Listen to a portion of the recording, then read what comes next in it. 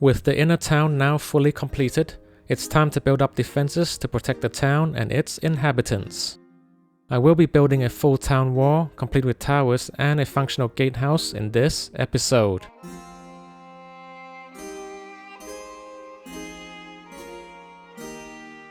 We will begin with the gatehouse. This is basically an upscaled version of the Lion Knight's castle gatehouse.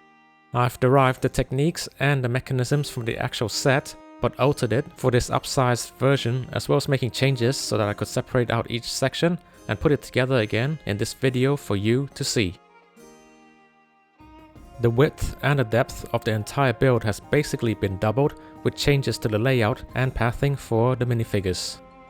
Like most official LEGO sets, strength of the build is improved by interlocking as many sections together as possible. I basically had to undo all of that, which weakens the build, but allows me to reassemble it here. The mechanisms to operate the drawbridge and the portcullis were also interlocked into multiple walls, so I had to redesign some of it. If you want to build this gatehouse or something similar, using the official Lion Knight's castle instructions will help in conjunction with this video. The instructions will help with techniques of the smaller details, such as the arrow slits, windows, and more. As you can see, all the upper floor walkways had to be supported from a single wall instead of using arches from opposing walls like in the original set. But if you were to build this, these types of changes won't be necessary, so you can just follow the instructions. The portcullis had to be completely redesigned for this new size. I also added some dark bluish grey elements for a more formidable look. I added some greebling under the mechanisms here with the wooden wheel to suggest a way for minifigures to operate the drawbridge and portcullis, but of course it doesn't actually do anything. As you can see, the basics of the mechanisms are the same, but changed so that it all links to the central wall instead of attaching to the side walls like before. Once I've finished putting this gatehouse together, I will show you a side-by-side comparison with the original set to see the size difference. I've also added ladder access to the top here, which was missing in the original set.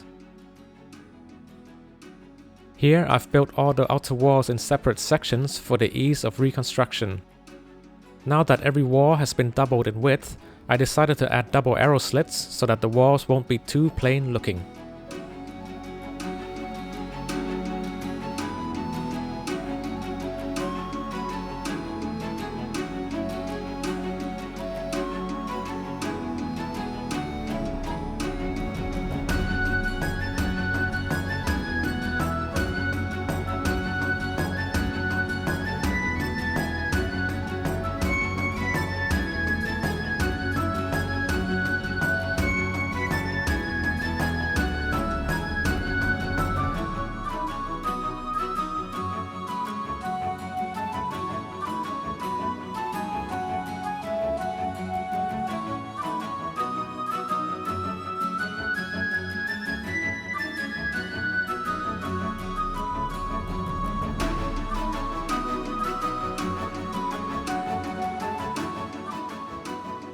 I've increased the height of all the battlements to 3 bricks, up from 2, since the original set had the battlements at just above waist height, which is way too low. These battlements are now at neck height, which is better, but in real life, battlements are usually above head height to give archers full body cover from enemy archers.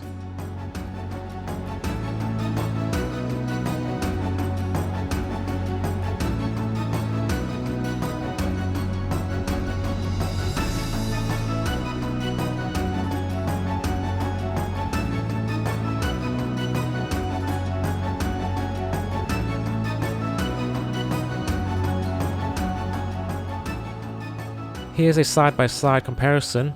As you can see, everything has basically been doubled in width, more detailed, and differences in battlement height can clearly be seen.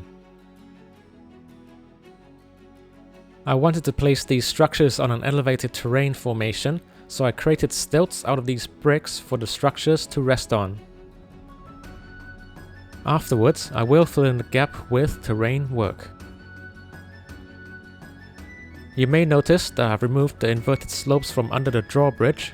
The extra weight that far in front prevented a smooth operation of the bridge.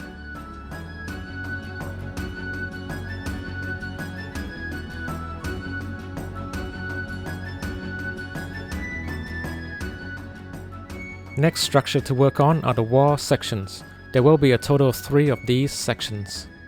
This is where the stairs up to the upper level of the gatehouse is located. The pre-molded stair pieces are built into the wall. I wanted to add battle damage to the walls to suggest that this town has been under siege in the past, probably by dragon knights. At the damaged area, I increased the depth to 2 studs and used jumper plates to create an indentation as if it was hit by a trebuchet. I also added some wedge plates on the outer surface for the crater effect. The wall sections have towers attached at some places to give archers a greater range. These towers are slightly shorter than the gatehouse, but the techniques here are the same. This particular tower has a continuation of the damaged wall from the previous build. These walls and towers also feature 3 bricks tall battlements.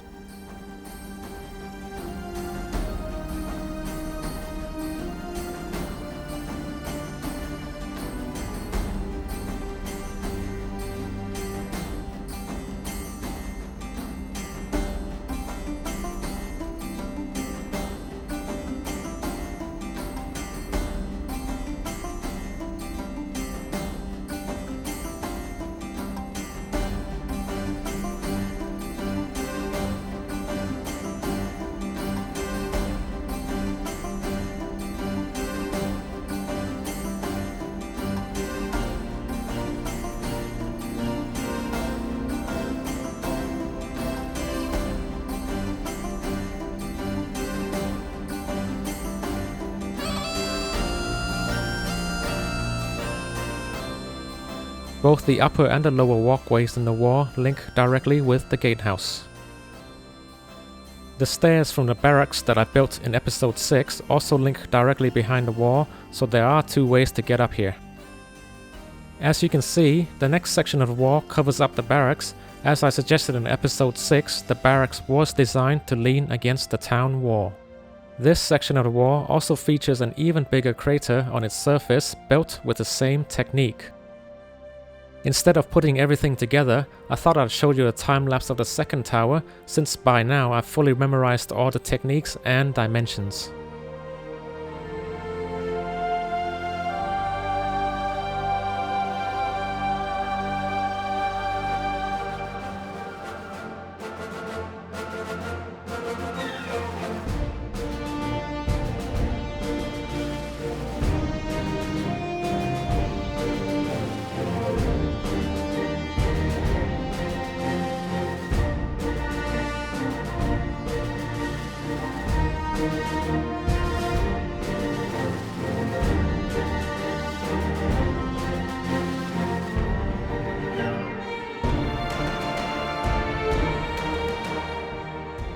The last wall section to place is a smaller one on the other side of the gatehouse.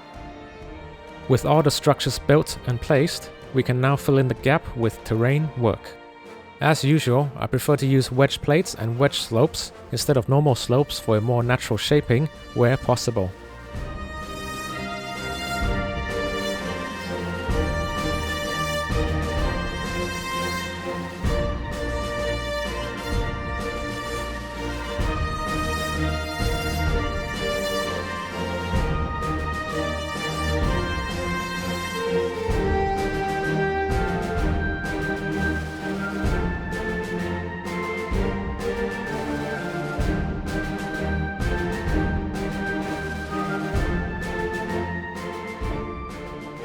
This area under the drawbridge is a ditch, which is more common in a full moat in the Middle Ages since it is much easier to construct.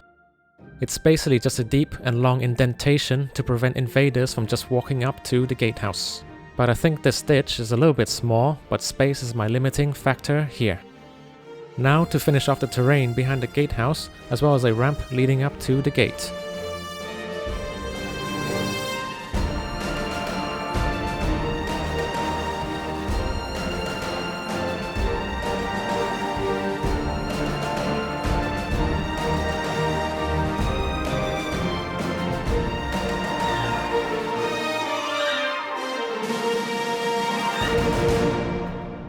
The final structure for this episode is a causeway linking up with the drawbridge. I wanted to give it the same theme as the first bridge I built in episode 1 that crosses over a waterfall by giving it double depth arches. All other details are similar as well.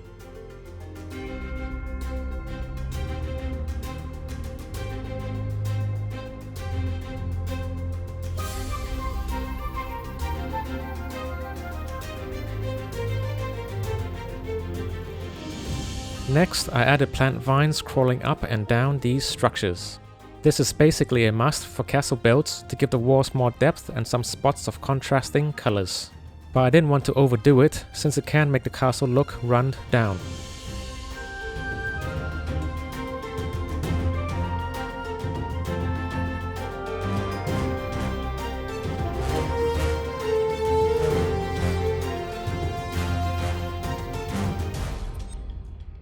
The final detail is some scaffolding for a stonemason doing repair works on the wall.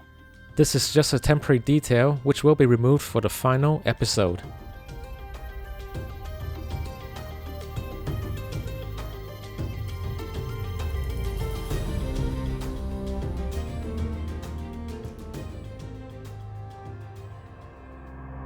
My lord, an urgent message from Falcon's Watch.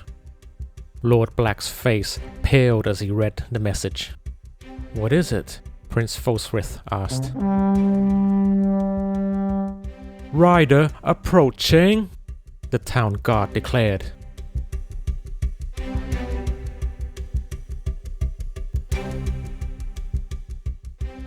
Ease from the Eastern Meadows lookout, my lord, the guard said. Farishan, Shepshed, all have fallen. The lookout is lost, the rider muttered. How did it happen, and who is responsible? The captain asked, his tone filled with anxiety. Orcs, my lord. Thousands of orcs. They were merciless. None were spared. Women. Children. I had to deliver the message. Forgive me, my lord. The rider gasped. His words, his final breath.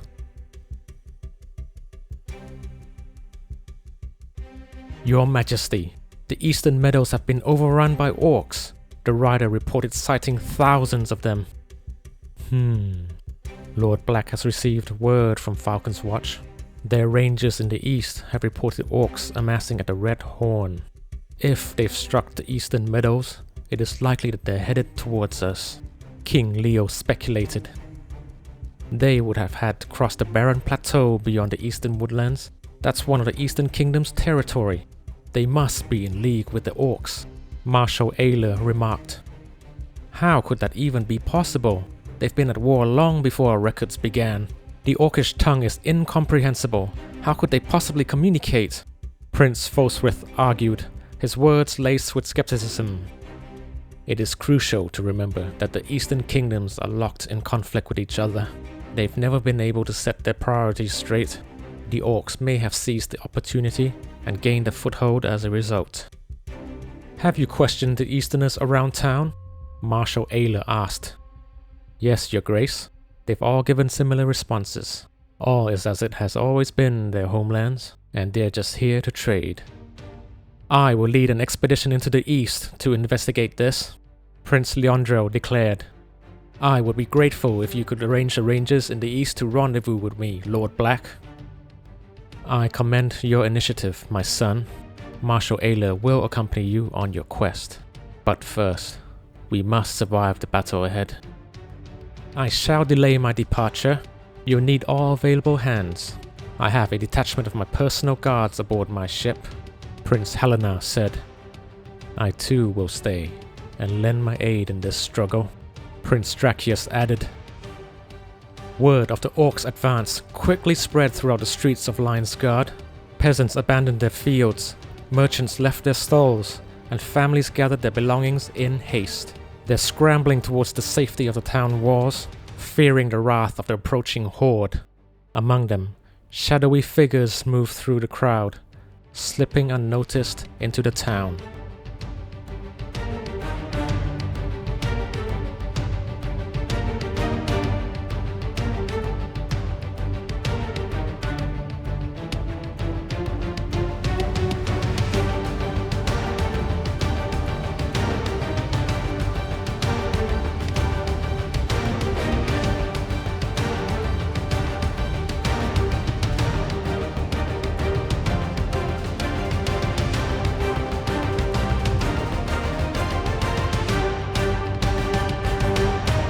Thank you very much for watching, and I'll see you on the next one.